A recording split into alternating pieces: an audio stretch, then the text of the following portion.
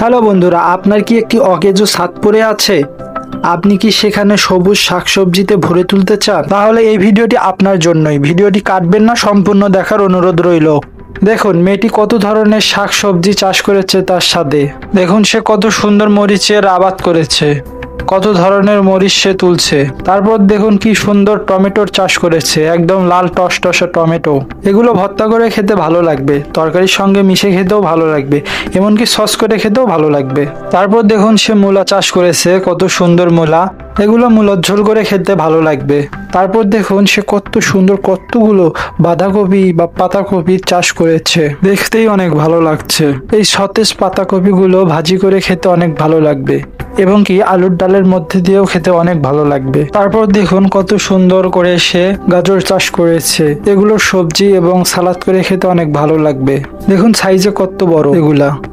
আপনিও যদি চিন্তা করে থাকেন আপনার সুন্দর একটি এরকম ছাদে বাগান করবেন, তাহলে আর দেরি করবেন না, খুব দ্রুত এই মেয়েটির মতো করে ফেলুন এবং ভিডিওটি একটি লাইক দিন।